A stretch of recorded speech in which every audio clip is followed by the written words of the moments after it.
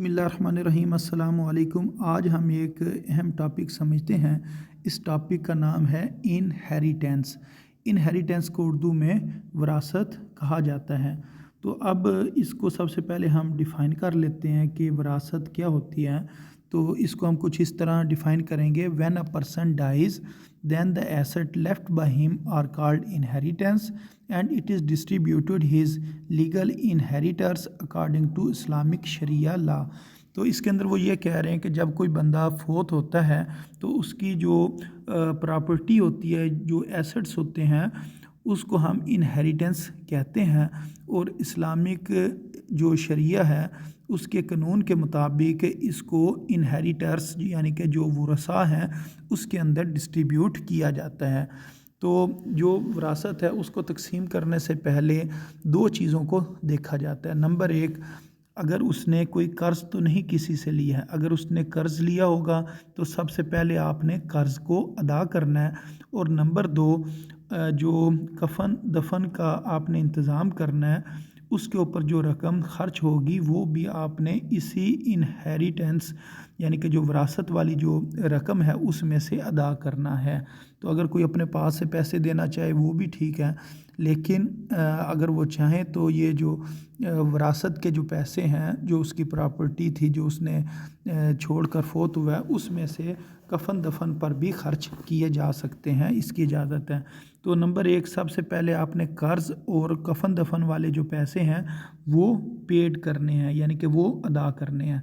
उसके बाद अगर तो उसने कोई अपनी ख्वाहिश का इजहार किया हो कि जी मेरी प्रॉपर्टी में से आपने अल्लाह के रास्ते में या कोई मस्जिद या मदरसा या कोई पानी का इंतज़ाम करना है, कोई कुआं खुदवाना है या कोई नलका लगवा देना है, इस तरीके से अगर उसकी कोई ख्वाहिश हो तो वो पैसे उस मद में भी आपने अदा करने हैं। यानी कि मरने वाला जो है, अगर उसकी कोई विल हो यानी कि ख्वाहिश हो तो फिर आप प्रॉपर्टी में से जो उसकी छोड़ी हुई प्रॉपर्टी है उसमें से आप अदा कर सकते हैं। लेकिन इसकी शर्त यह है कि कुल प्रॉपर्टी का 1/3 आपने उसकी ख्वाहिश के मुताबिक देना होता है। यानी कि वो सारी की सारी जायदाद जो है वो अपनी मर्ज़ी से नहीं दे सकता है। तो अगर वो अपनी जायदाद में से अगर कोई अपनी ख्वाहिश के मुताबिक किसी को देना चाहता है तो वो 1/3 दे सकता है। यानी कि टोटल माल के वो कितने हिस्से करें जी, 3 हिस्से करें, और 3 में से एक जो हिस्सा है वो अपनी मर्ज़ी से दे सकता है, और बाकी जो होगा वो उसकी औलाद, बेवा और जो बाकी उसके हिस्सेदार हैं जायदाद के, उनको वो दिया जाएगा। तो अगर तो उसकी कोई ख्वाहिश नहीं थी कि जी किसी जगह पर पैसे देने की, तो फिर कफन दफन और कर्ज़ अदा करने के बाद उसकी बेवा और माँ बाप और अगर बेटे बेटियां, उनमें तकसीम किया जाता है। तो इधर चंद एक जो रेशोज़ हैं उनका बताया गया है कितनी रेशो से किसको देना है। तो आप यानी कि ऊपर कफन दफन और उसकी जो ख्वाहिश है उसके मुताबिक अगर किसी को पैसे देने थे तो दे दिए।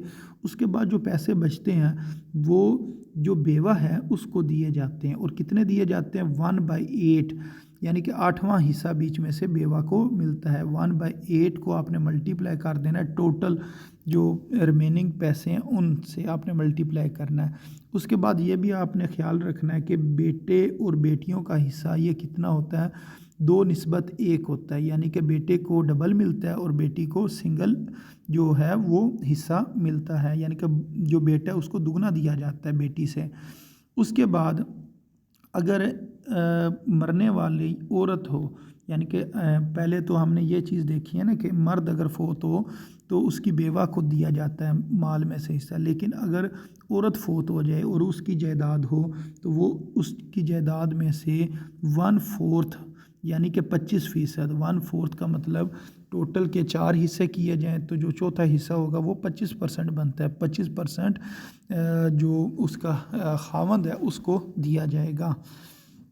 और इसी तरह अगर तो वालद और वालदा भी ज़िंदा हों, मरने वाले का वालद और वालदा ज़िंदा हों, तो उनको 1/6 दिया जाएगा। यानी कि कुल जायदाद का 1/6 जो हिस्सा है वो فادر اور مدر کو دیا جائے گا۔ تو یہ جو 8th کلاس میں جو کوسچن آپ کرتے ہیں، 9th کلاس میں جو کوسچن کیے جاتے ہیں، ان کے اندر اس چیز کا ذکر نہیں کیا جاتا ہے فادر اور مدر کا۔ تو یہ ویسے ان کا بھی حصہ ہوتا ہے، تو کوسچن میں جو چیز انہوں نے بتائی ہوتی ہے اسی کو حل کر دینا ہوتا ہے۔ تو عام طور پر بیوہ کے بارے میں بتاتے ہیں اور بیٹوں اور بیٹیوں کے بارے میں کوسچن کیے جاتے ہیں کہ ان کا حصہ معلوم کریں۔ تو اگر والد اور والدہ کا حصہ بھی نکالنا ہو تو وہ آپ نے یاد رکھنا ہے وہ کتنا ہوگا، 1/6 ہوگا ٹوٹل انکم میں سے، جو اس کی ٹوٹل آمدنی تھی یا ٹوٹل جو اس کی وراثت تھی اس کا 1/6 آپ نے والد اور والدہ کو دینا، 1/8 بیوہ کو دینا، اور جو باقی رقم ہوگی وہ بیٹے اور بیٹیوں میں آپ نے ڈیوائیڈ کرنی ہے۔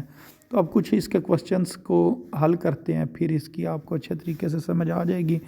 تو یہ ہمارے پاس ایک کوسچن ہے، اس کوسچن کے اندر وہ یہ کہہ رہے ہیں کہ ایک بندہ تقریباً 6 لاکھ کی پراپرٹی چھوڑ کر وہ فوت ہو گیا ہے اور اس کے اوپر 40,000 کا قرض ہے، اور اس کے علاوہ جو کفن دفن کا خرچہ ہے وہ کتنا ہے جی، 18,000 ہے۔ یعنی کہ ایک بندے نے 6 لاکھ روپے کی جائیداد چھوڑی ہے اور اس کے بعد جب فوت ہوا تو بعد میں یہ پتہ چلا ہے کہ اس کے اوپر 40,000 کا قرض ہے اور 18,000 اس کے کفن دفن کے اوپر خرچ ہو گیا۔ اب وہ یہ کہہ رہے ہیں کہ جو مرنے والا ہے اس کی ایک بیوہ اور 3 بیٹیاں اور 2 بیٹے ہیں، ان کے درمیان میں آپ نے اسلامک لاء کے مطابق جو پیسے ہیں وہ ڈیوائیڈ کرنے ہیں کہ جو وراثت میں سے ان کا کتنا کتنا حصہ بنے گا۔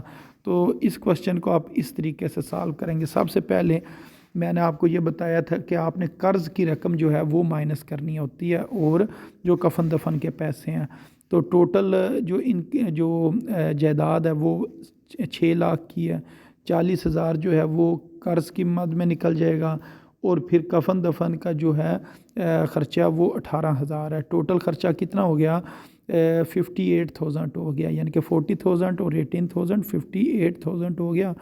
اب 6 لاکھ روپے میں سے یعنی کہ 6 لاکھ میں سے اگر آپ 58,000 کو مائنس کریں تو آپ کے پاس جو ریمیننگ اماؤنٹ بچے گی وہ 5,42,000 بچے گی۔ تو اب یہ جو جائیداد جو پیسے یہ بچے ہیں اس کو آپ نے ڈیوائیڈ کرنا ہے ایک بیوہ میں اور باقی بیٹوں اور بیٹیوں میں۔ تو اب یہاں سے آپ مین جو ہے کوسچن شروع کریں گے جو وراثت کے حقدار ہیں ان کا۔ اب ہمیں یہ پتہ ہے جو بیوہ کا حصہ ہوتا ہے وہ 1/8 ہوتا ہے کس کا، ریمیننگ اماؤنٹ کا، کفن دفن اور قرض ادا کرنے کے بعد جو ہمارے پاس پیسے بچتے ہیں اس کا 1/8 آپ نے بیوہ کو دینا ہوتا ہے۔ تو آپ نے 1/8 کو ملٹیپلائی کر دینا ہے ریمیننگ اماؤنٹ سے۔ تو ادھر جو ریمیننگ اماؤنٹ ہے وہ کتنی تھی، ریمیننگ اماؤنٹ تھی 5,42,000۔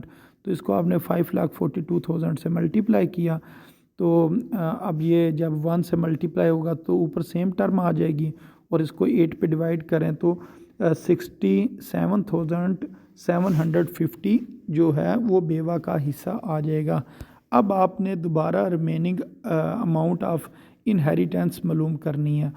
تو 5,42,000 روپے میں سے 67,750 روپے کو مائنس کریں تو یہ پیچھے یہ پیسے بچتے ہیں 4,74,250 روپے۔ اب یہ جو پیسے ہیں یہ بیٹوں اور بیٹیوں کے اندر آپ نے ڈیوائیڈ کرنے ہیں۔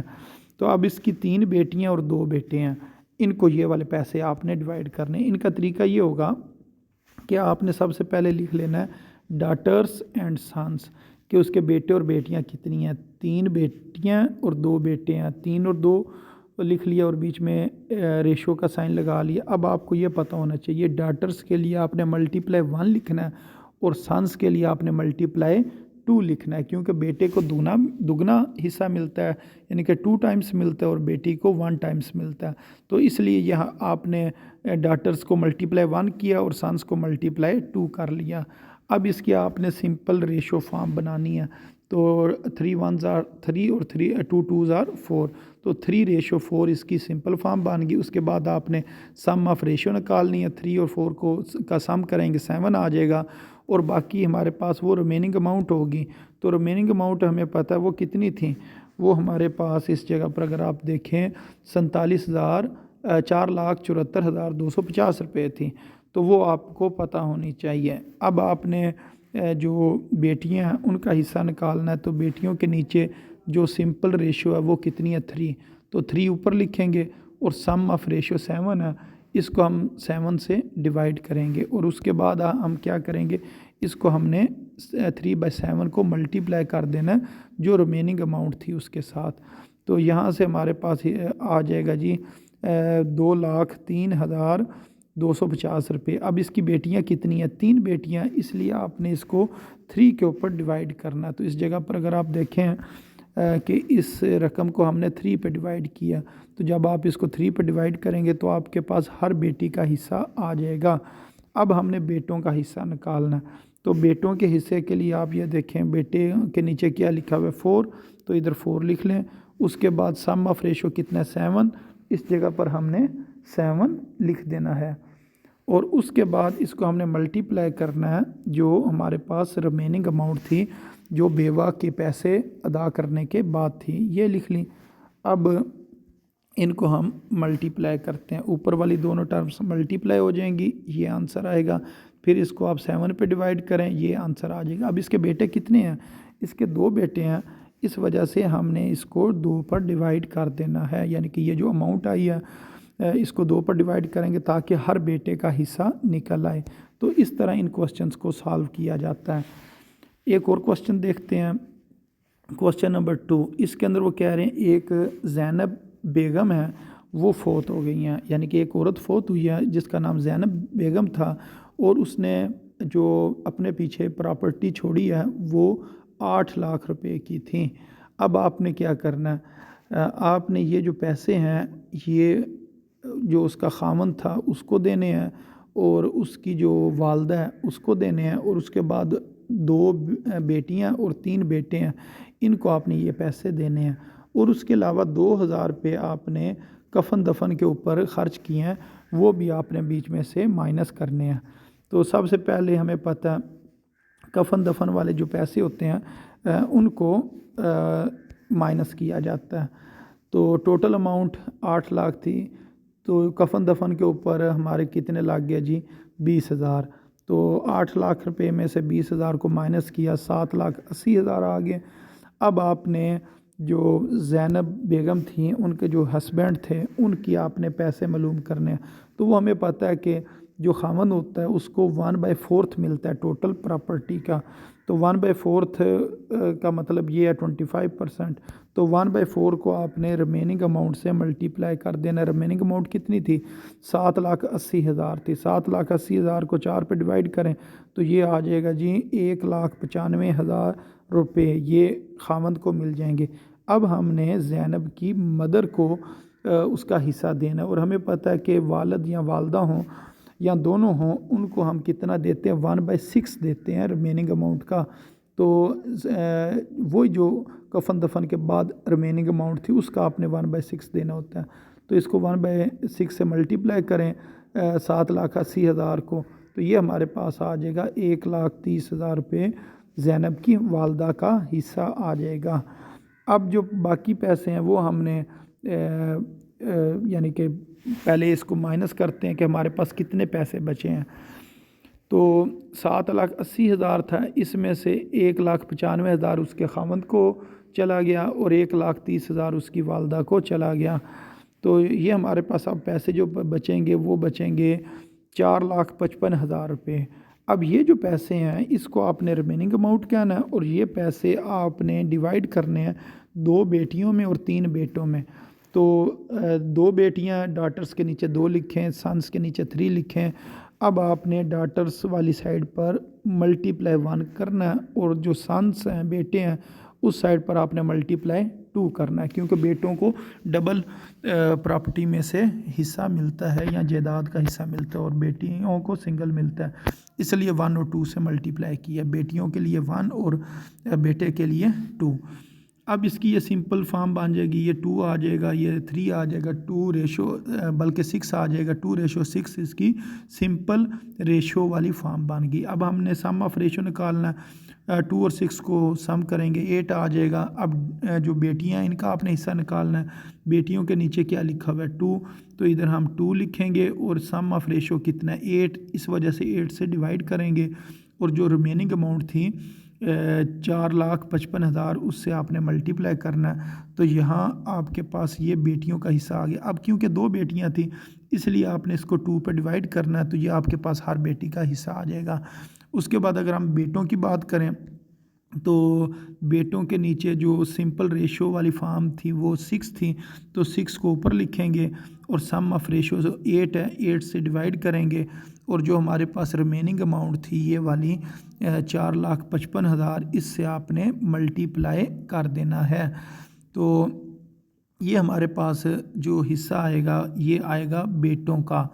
اب 3 بیٹے ہیں تو اس لیے ہمیں کیا کرنا پڑے گا، اس اماؤنٹ کو 3 کے اوپر ڈیوائڈ کرنا پڑے گا، تو یہ جو ہمارے پاس رقم آئے گی یہ ہر بیٹے کی جو اس کا جو حصہ ہے وہ آئے گی، یعنی کہ بیٹوں کو ملے گا 13,750 روپے، اور جو بیٹیاں ہیں ہر بیٹی کو ملے گا یہ 13 بلکہ ادھر نا یہ 1,03,750 ہے، 13,000 نہیں ہے، بیٹے کا کتنا ملے گا جی 1,13,750 روپے، اور جو بیٹی ہے اس کو ملے گا 56,875 روپے، یعنی کہ 56,875 ہر بیٹی کو ملے گا، یہ بیٹے کو ملے گا۔